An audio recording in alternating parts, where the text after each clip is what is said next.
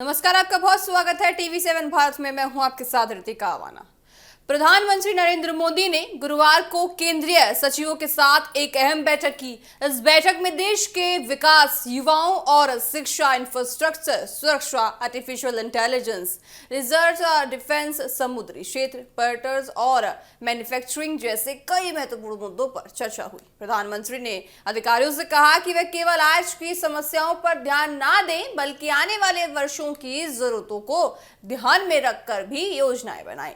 बैठक में खास तौर पर युवाओं और यूनिवर्सिटियों से जुड़ो पर भी बात हुई है। पीएम मोदी ने कहा कि सरकारी अधिकारियों को छात्रों और युवाओं के साथ बातचीत करनी चाहिए ताकि उनकी सोच, समस्याओं और नए आइडिया को नीतियां बनाने में शामिल किया जा सके। इसका उद्देश्य ये है कि सरकार की योजना युवाओं की जरूरतों के हिसाब से ज्यादा प्रभावी बन सके।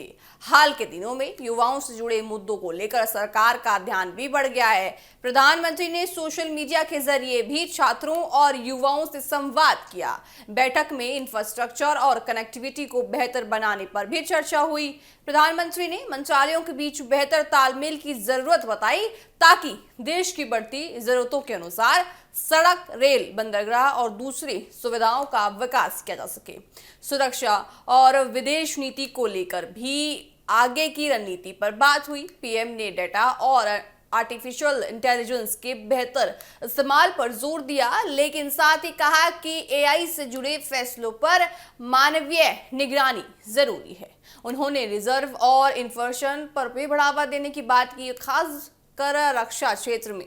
इसके अलावा समुद्री क्षेत्रों को मजबूत करने और साथ ही उनको बढ़ावा देने पर भी बात यहाँ पे की गई है। प्रधानमंत्री ने ये भी कहा है कि मैन्युफैक्चरिंग और एक्सपर्ट से जुड़ी इकाइयों को बेहतर कनेक्टिविटी मिलनी चाहिए। कुल मिलाकर बैठक का मुख्य संदेश ये नहीं रहा कि सरकारी नीतियों में युवाओं की भागीदारी बढ़े, बल्कि नई तकनीक का सही इस्तेमाल हो और भारत भविष्य की चुनौतियों के लिए भी पूरी तरह से तैयार होता हुआ नजर आए।